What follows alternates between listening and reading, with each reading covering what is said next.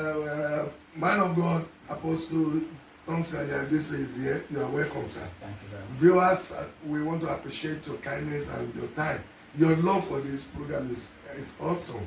And we are here again on the same program, What Fits You. And if you understand the word, what fits you, you will know that's where you should be. Whatever that is good for you, that's what you should do. If you love to ride Mercedes Benz, don't try to go for Toyota.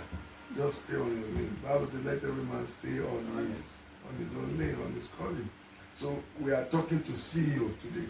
And by the word CEO, we mean leaders on all capacities and different capacities. The same thing, what is applicable to a pastor is what is applicable to, or even unbelievers. What is applicable to a pastor is what is applicable to leaders, the president, the senator, the president, the governor, everybody. This is exactly what is applicable.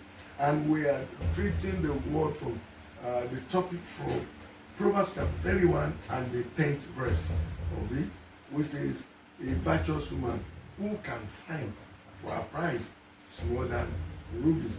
We say inversely, a virtuous man who can find for his price is more than rubies.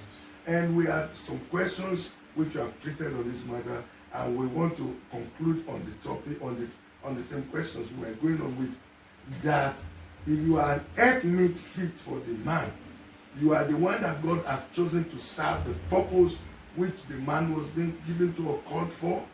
You will be the one to endure everything and give the man every necessary thing. If where you are lacking, you break, you are not an helpmate but a woman, not a wife. So, and the man of God, you know, he was talking about this.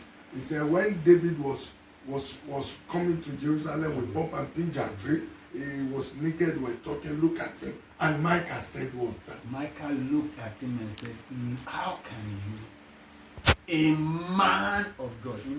She's trying to help him to understand, as if he had forgotten who he was. That he is a man of God. How can you, a man of God, the old king, be dressing half naked with all these young virgins?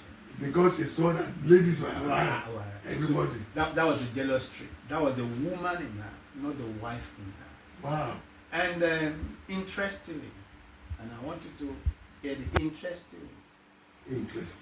David said something he wasn't supposed to say. Don't. At the response. Because you may think God has left the man because of what the man has done or is doing. But the point is, God never left the person. At all. Because this thing is subjective. What you think is not what God does not think the way you think. Exactly.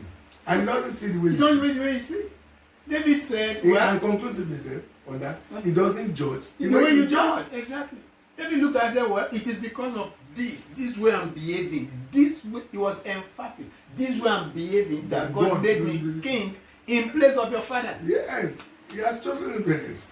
And the moment he said that, David invariably reminded God of something that God did not want to remember.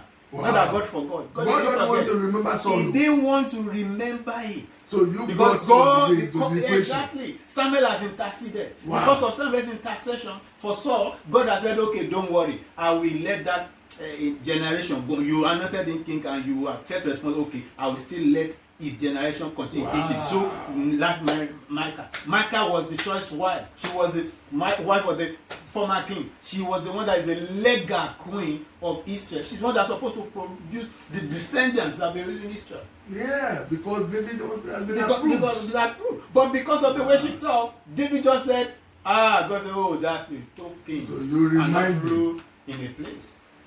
So that reason, Michal, barren for life. You won't have a child. And she's the only woman in the Bible who prayed for God for a child and didn't get. Yes, she had children with the husband they married her to, but not for David. So her children could not take the throne. Because she acted as a woman and not as a wife. But look at Bathsheba. Fast forward to Bathsheba. Okay. Bathsheba went through things with him. They suffered life together. Some went together. They grew together. And if it were to be today's dictionary, we would say that they committed adultery, fornication, whatever, that's what they bring up. And man of God, Okay, conclude that. Yeah, because look, they suffered life together. She was a wife to him, not a woman to him. Wow. And that is why they said, let us bring in Abishag. Wow. That will take care of this man. Oh. She didn't act as a woman. She didn't say, no, somebody had to come and take my word in case he sleeps with her and she has a child. And he did no, he said, please bring. That is a wife, not a woman. Because a wife looks out for the best for her husband. Your job, let me just, your job as a wife is to turn the challenges you see in your husband's wife to prayer points. Every challenge you see in the life of your hobby, you have to turn it to a prayer point. And you have a testimony to share. And that will now say, this was the way we won the battle. And this is how we fight our battle. Yeah. So, whosoever findeth a wife, you are now on your seat as whatever